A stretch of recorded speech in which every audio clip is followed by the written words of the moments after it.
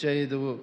చూడండి, గడిచిన కాలం మనం ఎన్నోసార్లు ఒంటరి బ్రతుకు, ఒంటరి జీవితం, ఒంటరి పరిస్థితులు ఎన్నోసార్లు అందరూ ఉన్నా ఏదో తెలియని లోటు, తెలియని ఒంటరితనం అంటే ఎలా అంటే మన చుట్టూ అందరూ ఉంటారు కానీ మనకి ఏదో ప్రాణ భయం, లేదా మన చుట్టూ అందరూ ఉంటారు కానీ మనకు తెలియనటువంటి కొరత ఏదో అంత ఉంటుంది. డబ్బులు ఉంటాయి, తినడానికి ఉంటుంది, మంచి బట్టలు ఉంటాయి, మంచి ఆరోగ్యం ఉంటుంది, కానీ ఏదో తెలియని కొరత.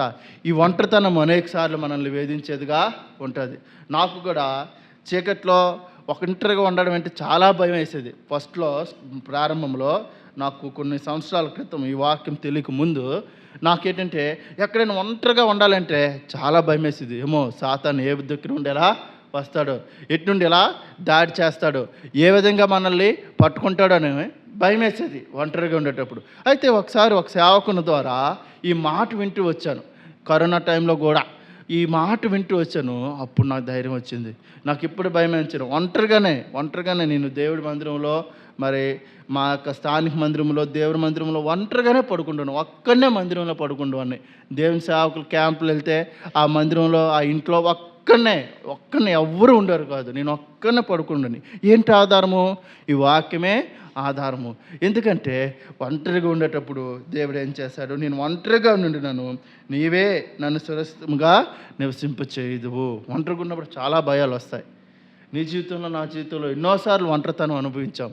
అయితే మనకిచ్చిన వాగ్దానం ఏంటంటే ఒంటరిగా ఉండినాను, నీవే నన్ను సురక్షితముగా నివసించడం వేరే, సురక్షితముగా ఏ హాని చెందకుండా, ఏ బాధ చెందకుండా, ఏది చెందకుండా సురక్షితంగా నివసించడము వేరే. ఆ సురక్షితంగా నివసించినందుకు అంటే కంప్లీట్గా సేఫ్ జోన్లో ఉండేటట్టుగా దేవుడు మనల్ని చేశాడు. కాబట్టి అందుకు మనం దేవుణ్ణి ఆరాధించాలి. ప్రభువా, నా ఒంటరి స్థితిలో నన్ను జ్ఞాపకం చేసుకున్నావయ్యా. మరణ పడక మీద గత 2023 సంవత్సరంలో ఇప్పటి వరకు, లేదా మన జీవితంలో ఇప్పుడు ఎన్నోసార్లు మనం ఒంటరి స్థితిలో ఉన్నాం. ఎన్నిసార్లు మనం ఒంటరి అయిపోతూ వచ్చాం. అందరూ ఉన్నా ఎవరు లేని పరిస్థితి. అందరూ ఉన్న మనం హాస్పిటల్లో జాయిన్ అయినప్పుడు, లేదా ఏ ప్రయాణం చేసేటప్పుడు, లేదా ఏ పనులకు వెళ్ళేటప్పుడు మనం ఒంటరి స్థితి ఎన్నిసార్లు అనుభవించామో అది దేవుడికే తెలియాలా, అనుభవించిన మీకే తెలియాలా. అయితే ఆ ఒంటరి స్థితిలో కూడా దేవుడు మనల్ని ఏం చేశాడు? ఆవరించి ఉన్నాడు, మనల్ని కాపాడుతూ ఉన్నాడు. మనం ఒంటరి వాళ్ళమే చూడడానికి, కానీ మన చుట్టూ ఎవరుంటూ వచ్చారంటే దేవుడు ఉంటూ వచ్చాడు. అందుకే మనం నాశనం అవ్వకుండా, సాతాను మనల్ని ముట్టకుండా, సాతాను మనల్ని, మన యొక్క పాపాన్ని, మన యొక్క దీని నుండి మనల్ని మింగకుండా ఉండడానికి ఏం చేశాడంటే ఆయన మనల్ని కావలి కాస్తూ వచ్చాడు. మనం ఇటు సజీవులుగా ఉండి వచ్చాము. అందుకే దేవుని స్తుతించాలి. అయితే బైబిల్ గ్రంథంలో చాలామంది ఒంటరిగా వచ్చారు, ఒంటరిగా దేవుడు పిలిచేటప్పుడు వచ్చారు, ఒంటరి స్థితిలో ఉన్నారు. అయితే దేవుడు నేను ఒంటరిగా ఉన్నప్పుడు నన్ను రక్షించారన్నారే, వారి జీవితంలో కూడా వారి ఒంటరితనం నుండి సింగిల్గా ఉన్నప్పుడు, అంటే ఒంటరితనం అంటే ఏంటంటే వారి చుట్టూ అన్నీ ఉన్నా వాటి మీద వాళ్ళకి మనసు లేకపోవడం, వాళ్ళు లోన్లీ ఫీల్ అవ్వడం, ఒక విధంగా చెప్పాలంటే. ఆ యొక్క స్థితిలో ఉండేటప్పుడు దేవుడు ఏం చేశాడంటే వారిని పట్టుకొని, వారిని పిలిచి, వారిని ఆశీర్వదించి, వారిని దీవించి, వారిని విస్తారంగా అభివృద్ధి పరుస్తూ వచ్చాడు. ఎంత విస్తారం అంటే ఆ విస్తారం అనేది ఇప్పటికి కూడా అనుభవిస్తాం. అందులో ఉన్నటువంటి మొట్టమొదటి వ్యక్తి ఎవరంటే మరి అబ్రహాం గురుండి మనము చెప్పుకోవచ్చు. చూడండి, అబ్రహాం గురుండి చూసినట్లయితే యెషయా గ్రంథంలో ఆయన గురుండి రాయబడి ఉంటుంది. యెషయా గ్రంథం 51వ అధ్యాయము. ఎవరైనా తీగలైతే చదవచ్చు. అబ్రహాం గురుండి ఒంటరి స్థితి గురుండి మాట్లాడుతూ వచ్చాడు. 51వ అధ్యాయము 2వ వచనము చూడండి. యెషయా గ్రంథము అందరూ తీయాలి. యెషయా గ్రంథము 51వ అధ్యాయము 2వ వచనము. మీ తండ్రి అయిన అబ్రహాం సంగతి ఆలోచించుడి, మిమ్మల్ని కనిన శారాను ఆలోచించుడి. అతడు ఒంటరి అయి ఉండగా నేను అతనిని పిలిచితిని, అతనిని ఆశీర్వదించి అతనిని పెక్కుమంది అయినట్లు చేసి తిని. చూసారా, ఫస్ట్ దేవుని అర్పించాడంటే అబ్రహాంను. ఒంటరివాడు అంటే ఎలాగా మీరు అనుకోవచ్చు, అదేటండి ఒంటరిగారు అంటారు మీరు బ్రదరు, అతనికి అన్నీ అంటే అది కాదు. ఒంటరితనం అంటే ఆత్మీయ స్థితిలో మనం చూసుకోవాలా. తన యొక్క జీవితంలో అన్నీ ఉన్నప్పటికి కూడా ఏమి లేదు, సంతానం లేదు. అన్నీ ఉన్నప్పటికి కూడా ఏం చేశాడు దేవుడు? మరి విగ్రహారాధనతో బాధపడుతున్న ఆయన్ని పిలుస్తూ వచ్చాడు. ఒంటరితనం ఎంత ఒంటరితనం అంటే తను బాధ చెప్పుకోవడానికి ఎవరున్నారంటే లేరు. భూలోకంలో మనకు బాధ చెప్పుకోవడానికి కొన్నాళ్ళు తల్లిదండ్రులు ఉంటారు, కొన్నాళ్ళు భార్య భర్తలు ఉంటారు, ఆ కొన్నాళ్ళు పిల్లలు ఉంటారు. ఆ తర్వాత ఒక సమయం వచ్చేసరికి మరణ పడక మీద ఉండేటప్పుడు ఎవరు ఉంటారు? ఎవరు ఉండరు. కానీ అప్పుడు కూడా నిన్ను ఆవరించి ఉన్నారు. అంటే బైబిల్లో మాట ఉంది కదా, ముదుము వచ్చే వరకు ఎత్తుకున్నవాడు నేనే.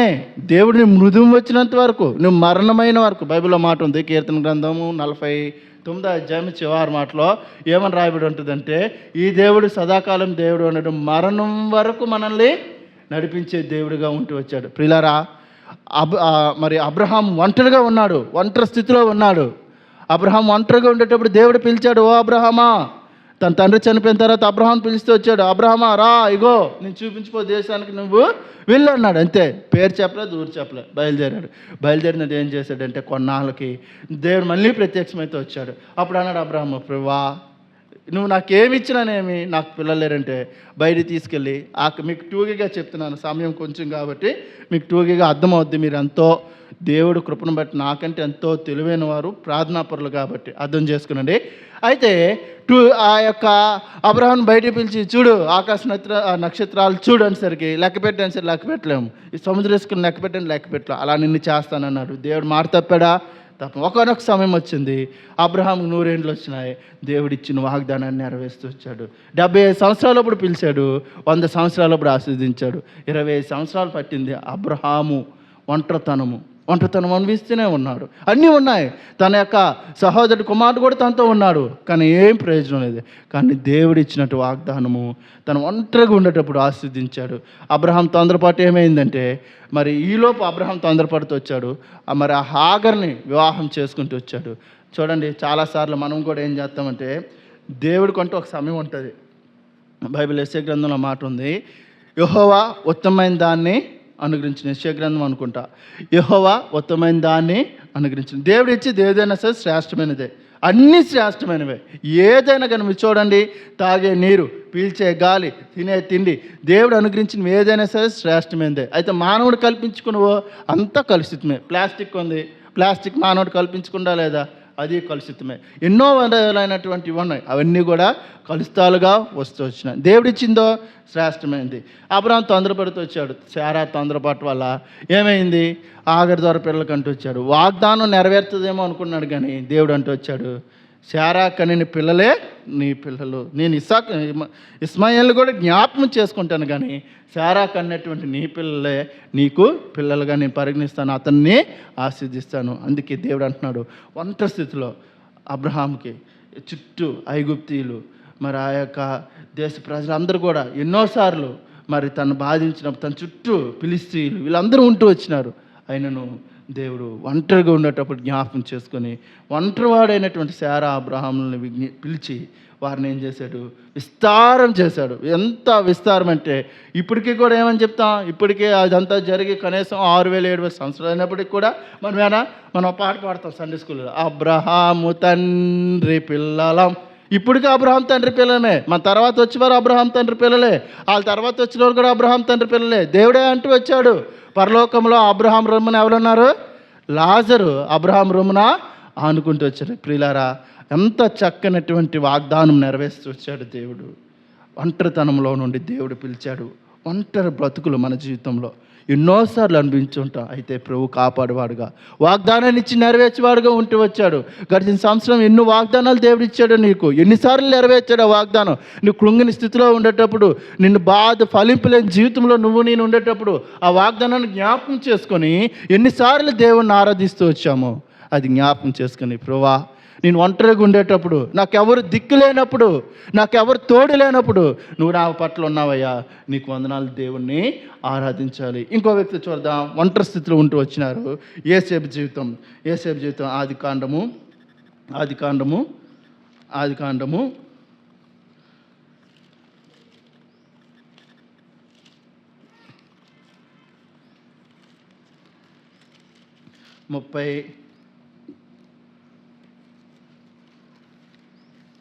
39వ అధ్యాయము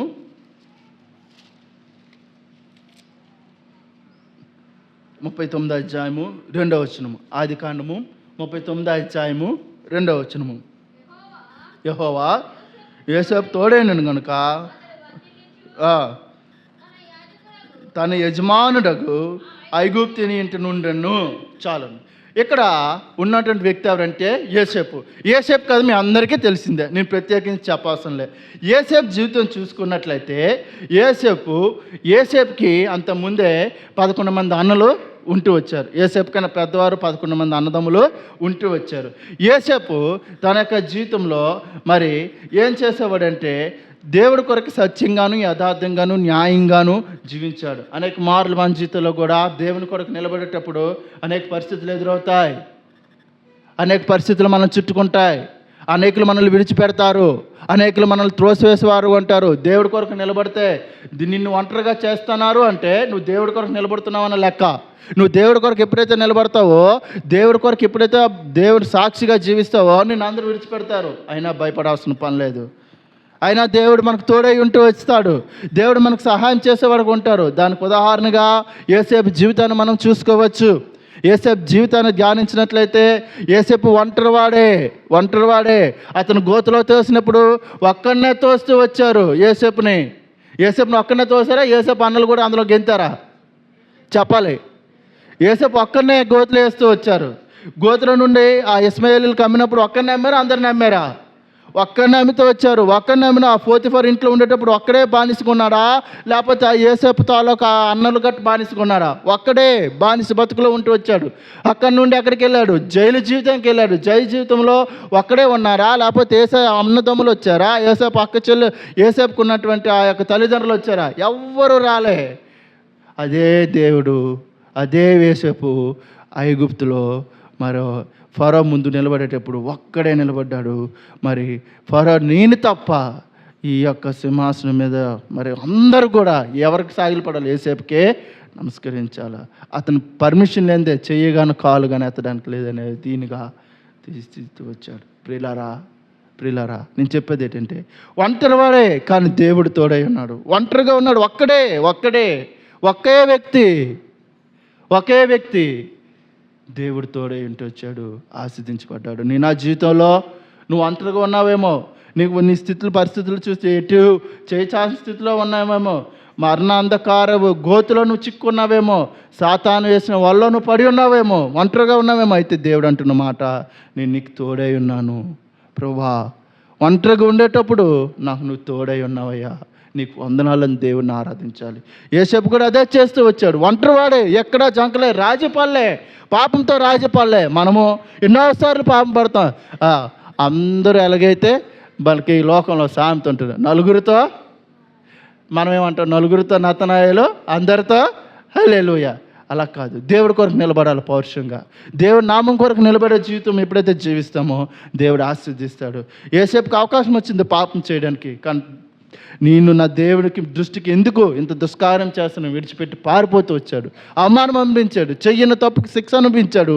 ఒంటరివాడైనప్పటికీ కూడా తన తరపున వాదించేవారు ఎవరు లేరు, తన తరపున చెప్పుకునేవారు ఎవరు లేరు, తన బాధను వ్యక్తపరిచేవారు ఎవరు లేరు.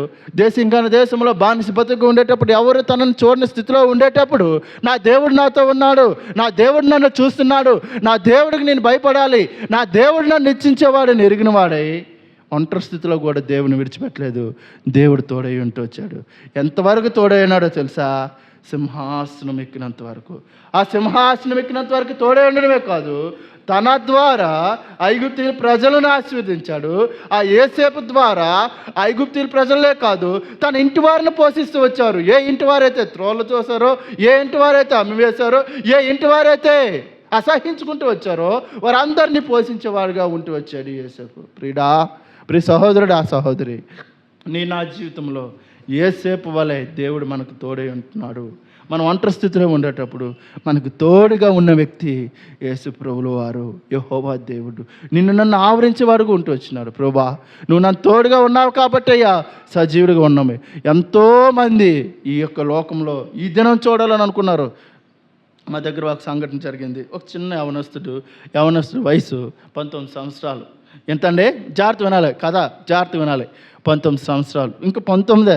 ఆ అబ్బాయి ఎంత సువార్త చేశాడంటే సుమారుగా ఆ అబ్బాయి బీటెక్ అగ్రికల్చర్ ఇంజనీరింగ్ చేస్తూ వచ్చాడు కాకినాడ దగ్గరలో. బీటెక్ అగ్రికల్చర్ థర్డ్ ఇయర్ చదువుతున్నాడు. సడన్గా చనిపోయాడు. ఆ అబ్బాయికి హై బీపీ ఉంది, ట్యాబ్లెట్లు సరిగ్గా వాడకపోవడం వల్ల సడన్గా చనిపోయాడు. ఆ అబ్బాయి కోసం పొందిన సాక్ష్యం ఏంటంటే మాకు ఎవరికి తెలియదు, చాలా చిన్నోడు, నాకన్నా 7-8 ఏళ్ళు చిన్నోడు.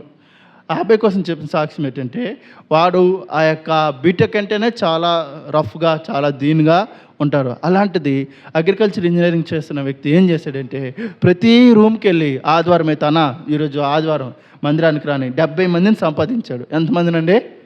70 మందిని సంపాదించాడు. 70 మందిని మందిరానికి తీసుకొచ్చాడు తను చనిపోయేసరికి. ఎందుకు చెప్తున్నా నేను మాట అంటే, నేను అనుకున్నా మొన్నే నవంబర్ ఎండింగ్లో నేను అనుకున్నా డిసెంబర్కి వస్తే డిసెంబర్ 20 చాలా ప్లాన్ చేశాడు. డిసెంబర్ క్రిస్మస్ వస్తుంది, డిసెంబర్ స్టార్టింగ్లోనే క్రిస్మస్ వస్తుంది, క్రిస్మస్కి చాలా చేయాలి. తమ్ముడు బాగా తబలా కొడతాడు, క్యాష్ కూడా కొడతాడు. అరే వీడు వస్తున్నాడు కదా, వీడు ఓడుకోవచ్చులే, ఉపయోగించవచ్చులే మందిరంలో అనుకుంటే సడన్గా చనిపోయాడు. అనుకున్నాడా తను ఈ 2024-23లో చనిపోతానని? అనుకోలే, కొద్ది క్షణాల్లోనే చనిపోయాడు. నేను అనేది ఏంటంటే మన హెచ్చరిక ఏంటంటే, వాడిని చూసి మా అందరికి వచ్చిన హెచ్చరిక ఏంటంటే ప్రభువు ఎప్పుడు పిలుస్తాడో ఎవరికీ తెలియదు. మనమేమై ఉండాలా? సిద్ధపడి ఉండాలా. అమ్మా మన జీవితంలో సిద్ధపడి లేకపోతే మనం ఏమి కూడా సాధించలేం. ఈ లోకంలో ఎంతో సంపాదించవచ్చు కాక దేవుడు పిలిస్తే ఉట్టి చేతులతో కనబడతాయి, ఏమీ చేయలేం.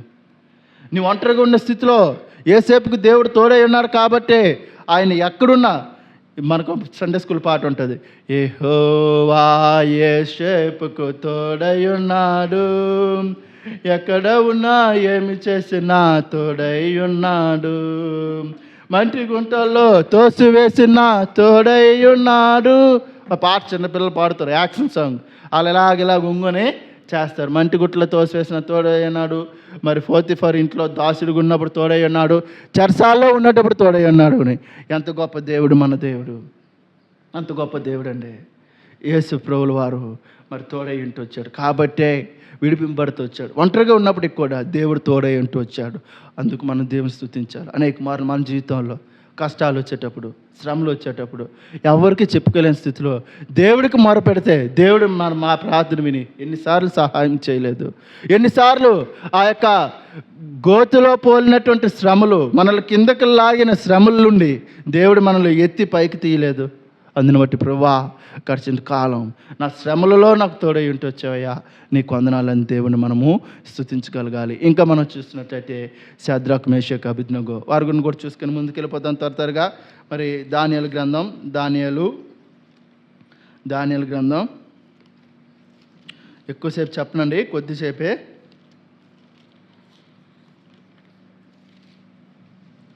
మూడో అధ్యాయం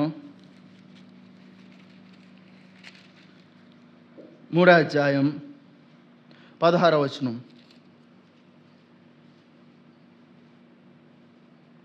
16వ వచనం. షద్రకును మేషకును అబేద్నెగోయు రాజుతో ఇలా చెప్పరి, నెబుకద్నెజరు ఇందుని గురించి నీకు ప్రత్యుత్తరం ఏమన్న చింత మాకు లేదు. మేము సేవించుచున్న దేవుడు మండుచున్న వేడిమి గల అగ్నిగుండంలో నుండి మమ్మల్ని తప్పించి రక్షించుటకు సమర్థుడు, మరియు నీ వశమును పడకుండా ఆయన మమ్మల్ని రక్షించును. ఒకవేళ ఆయన రక్షించిపోయినను రాజా నీ దేవతలను మేము పూజించమనియు నీవు నిలబెట్టించిన బంగారు ప్రతిమకు నమస్కరించమనియు తెలుసుకున్నాము.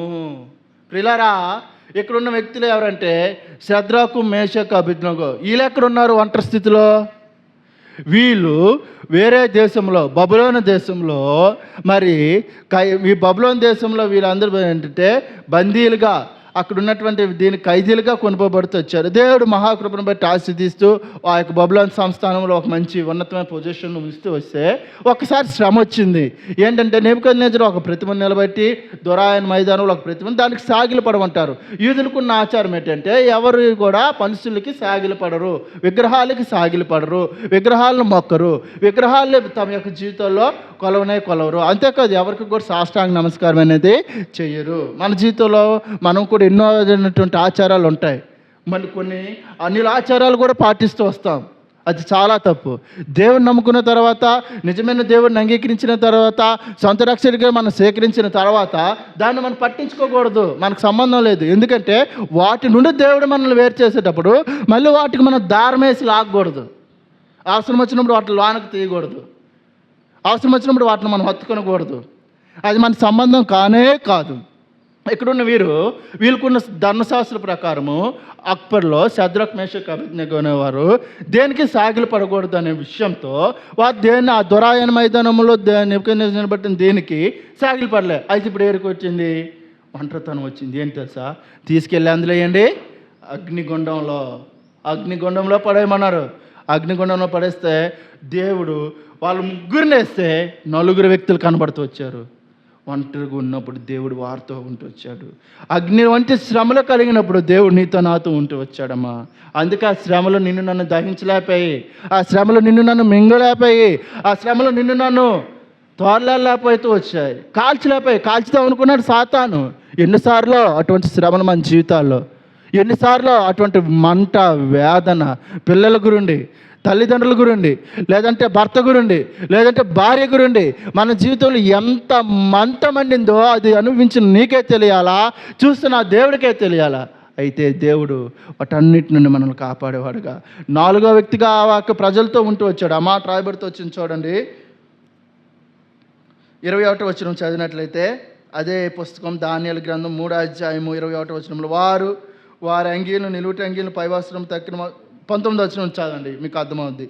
అందుకు నెబుకద్నెజరు అత్యాగ్రహం నొందినందున షద్రక్ మేషక్ అబేద్నెగో వారి విషయంలో ఆయన ముఖం వికారం ఆయన కనుక గుండం ఎప్పటికీ 7 వేడిమిగా చేయమని ఆజ్ఞ ఇచ్చును. మరియు తన సైన్యంలో నుండి బలిష్ఠుల్లో కొందరిని పిలువనంపించి షద్రక్ మేషక్ అబేద్నెగో బంధించి వేడిమి గల మండుచున్న ఆ గుండంలో వేయమని ఆజ్ఞగా వారి అంగీలను నిలువుటి అంగీలను పైవస్త్రం తక్కిన వస్త్రం తీకియే ఉన్నపాటిన ముగ్గురిని వేడిమి కలిగి మండుచున్న ఆ గుండము నడుమున పడవేసిరి. రాజాజ్ఞ తీవ్రమైన గుండం మిక్కిలి వేడి గలదైనందునను షద్రక్ మేషక్ అబేద్నెగో విసిరివేసిన ఆ మనుష్యులు అగ్ని జ్వాలల చేత కాల్చబడి చనిపోయిరి.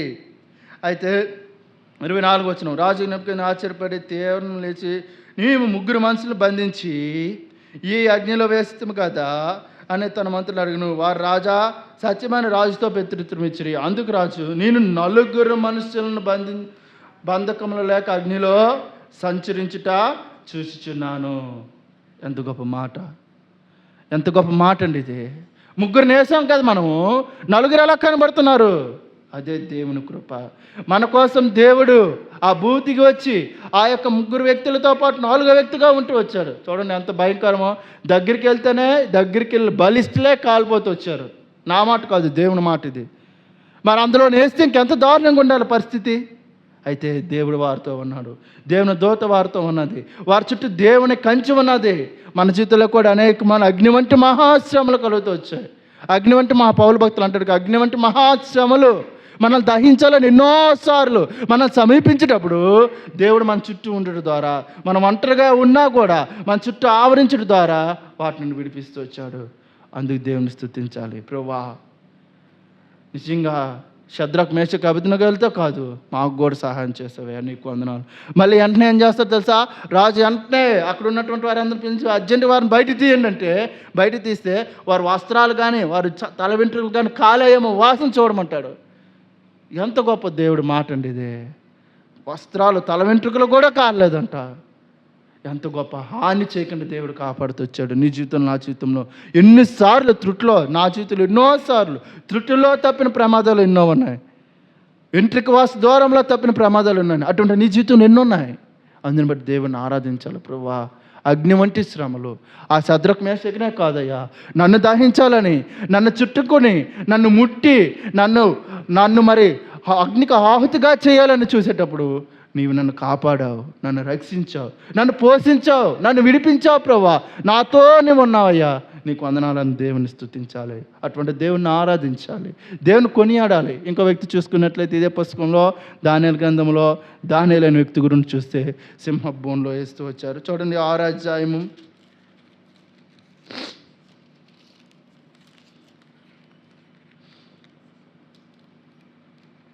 19వ వచనం చదివినట్లయితే, అమ్మ అర్థమవుతున్న మాటలు. సింహ సింహాల భూమంలో మరి ఈ ధాన్యాల్ని వేస్తూ వచ్చాడు. ధాన్యాల గ్రంథం 6వ అధ్యాయం 19 చూస్తే, తెల్లవారుజామున రాజు వేగనం నుంచి సింహముల గృహ దగ్గర త్వరపడిపోయిను. అతడు గృహ దగ్గర రాగానే దుఃఖస్వరంతో దానియేలు నుంచి పిలిచి, జయము గల దేవుని సేవకుడైన దానియేలు, నిత్యము నీవు సేవించిన నీ దేవుడు నిన్ను రక్షించగలిగిన అని అతను అడిగను. అందుకు దానియేలు, రాజు చిరకాలం జీవించును గాక, నేను నా దేవుని దృష్టిని దోషగా కనబడుతున్న గనుక ఆయన తన దూత నంపించి సింహములు నాకు ఏ హాని చేయకుండా వాటి నోళ్ళను మూయించును. రాజా, నీ దృష్టికి నేను నేరం చేసిన వాడిని కాను కదా నేను. ఎంత గొప్ప మాట అండి, ఎంత గొప్ప మాట. ఈ మాట నిజంగా దానియేలు దేవుడు సింహాల నోటి నుండి కాపాడుతూ వచ్చాడు. మీరు ఇంటికి పోయి చదువుకున్నట్లయితే ఆ అధ్యాయం తర్వాత చదివితే, ఎవరైతే అతని మీద ఫిర్యాదు చేస్తారో వాళ్ళు సింహాల గృహలో అయినప్పుడు వాళ్ళ ఎముకలు కూడా కిందకి రాలేదని ఉంటుంది. అంత ఆకలితో ఉన్నాయి సింహాలన్నీ కూడా.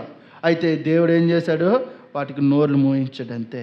నిన్ను నన్ను కూడా ఈ లోకంలో అపవాది ఎట్టిది కూడా అంటే గర్జిన సింహం వల్ల మింగుదునా అని చూడండి మాట రాయబడి ఉంటుంది. తిమోతికి రాసినటువంటి 2వ పత్రిక, అపోస్తలుడైన పౌలు తిమోతికి రాసినటువంటి 2వ పత్రిక 4వ అధ్యాయము తీసిన చదవండి. 17వ వచనము, 2వ తిమోతి 4వ అధ్యాయము 17వ వచనము. అయితే నా ద్వారా నిమిత్తమును విను నిమిత్తమును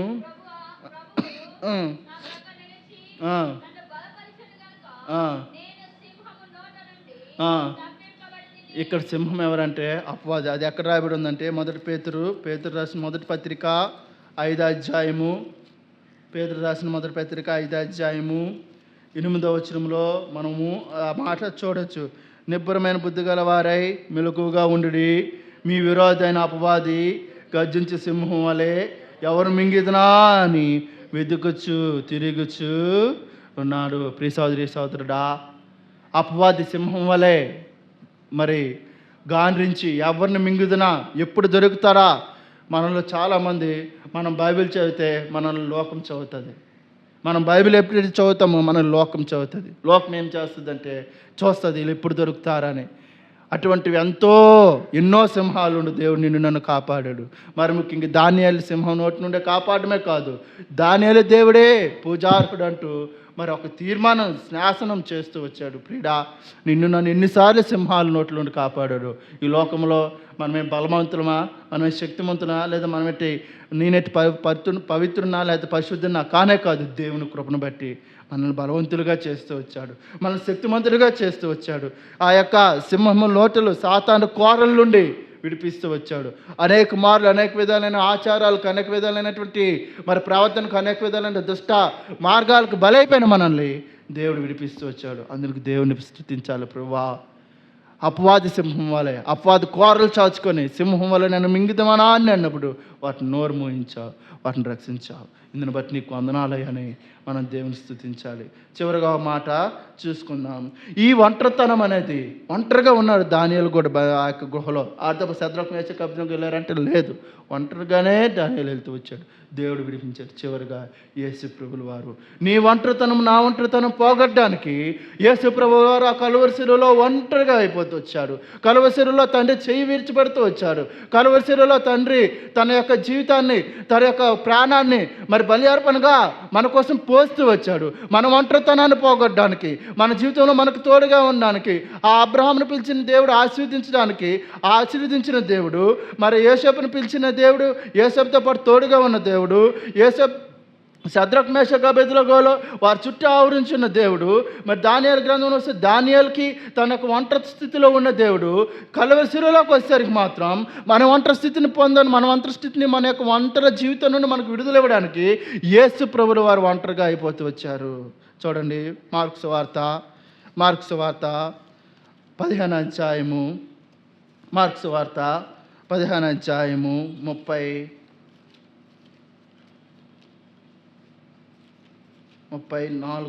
అనుకుంటా. చూడండి, మార్కు సువార్త 15వ అధ్యాయము 34వ వచనము. 3 గంటలకు యేసు ఎలోయి ఎలోయి లామా సబ్తాని బిగ్గరగా కేక వేసెను. ఆ మాటకు నా దేవా నా దేవా నన్ను ఎందుకు చెయ్యి విడిచితివి అని అర్థము. ప్రియరా, నీ ఒంటరి స్థితిని పోగొట్టడానికి, నన్ను మరి మనకు ఆదరణకర్తగా ఉండడానికి, ఆదరణకర్తను పంపటానికి, మన ఒంటరి స్థితిలో తోడుగా ఉండడానికి, మన ఒంటరి స్థితిలో నువ్వు ఒంటరివాడు కాదయ్యా నేనున్నాను అని ఆవరించి ఉండడానికి, మన జీవితంలో మనల్ని నింపడానికి యేసు ప్రభుల వారు బలైపోతూ వచ్చారు. యేసు ప్రభుల వారు మరణిస్తూ వచ్చారు. ఆయన కలువసిలో ఒంటరి అయిపోతూ వచ్చాడు. ఆ కలువసిలో ఒంటరి అయిపోవడమే కాదు, మన కోసం తన ప్రాణాన్ని బలిగా పెడుతూ వచ్చాడు. ఆయన పెట్టిన ఆ ప్రాణ బలి యాగము ద్వారా నా జీవితంలో పాపక్షమాపణ వస్తూ వచ్చింది. నా జీవితంలో, మనకు జీవితంలో వారిలో ఒంటరి అయిన వాడు 1000 మంది. యెషయా గ్రంథము 60:22 చూసినట్లయితే వారిలో ఒంటరి అయిన వాడు 1000 మంది అగును. యేసు ప్రభుల వారు కలువరిలో ఒంటరిగా వెళ్తూ వచ్చారు. 1000 మంది, 10,000 మంది, 10 లక్షల మంది, కొన్ని కోట్ల మంది ప్రజలకి తన రక్తాన్ని దారులుగా, తమ యొక్క పాపాల నుండి విమోచన కొరకే ప్రాణ త్యాగంగా, అమూల్యమైన రక్తంగా, వెలకెత్తలేనటువంటి క్రైతనముగా అయిపోతూ వచ్చాడు. ప్రభువా, ఇందుకే నీకు వందనాలయ్యా. ఎంత గొప్ప దేవుడివి. భూలోకంలో ప్రతి వస్తువు దొరకవచ్చు, పాపక్షమాపణ అక్కడ దొరకదు. ఏ నామమున పాపక్షమాపణ దొరకదు. కానీ నజరేయుడైన ప్రభువైన యేసుక్రీస్తు వారి నామములోన మాత్రమే పాపక్షమాపణ వస్తుంది. ఎందుకంటే చూడండి, యోహాను రాసిన మొదటి పత్రిక 1వ అధ్యాయము 7వ వచనమా 9వ చివరి మాట ఉంటుంది. యోహాను రాసిన మొదటి పత్రిక 1వ అధ్యాయము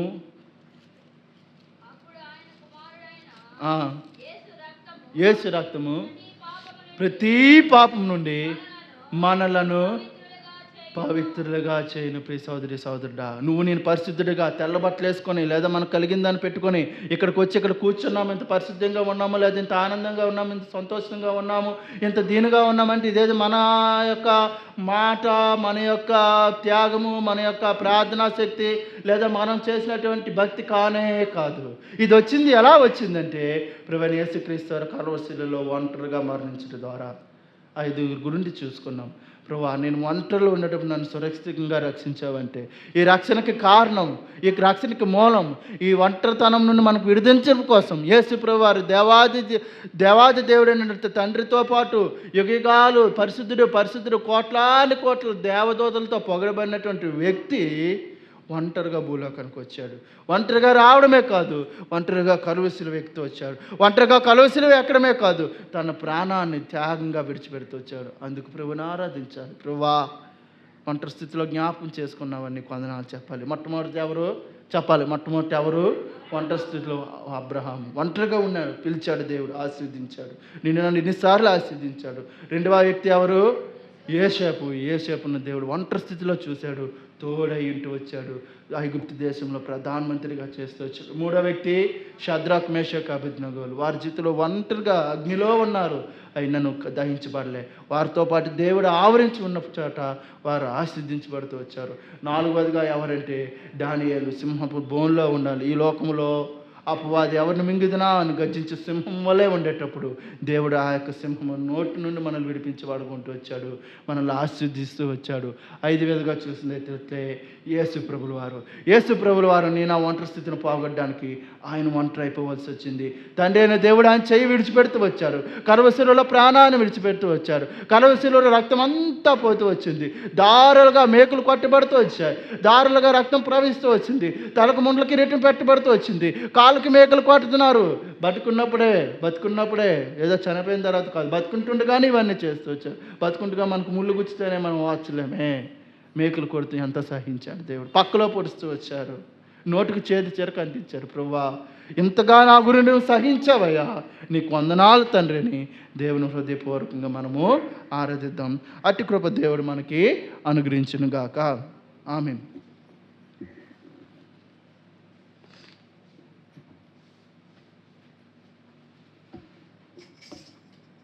వారిలో ఒంటరి అయినా వాడు 10 వందలగును.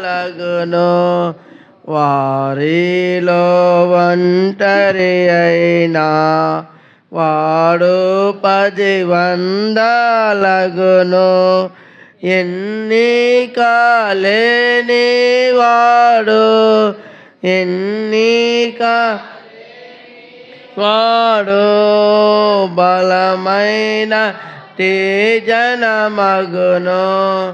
ఎన్నిక లేని వాడు బలమైన జనమగును. లెమ్ము తేజ నెల్లము నీకు వెలుగువ చేయునాదే.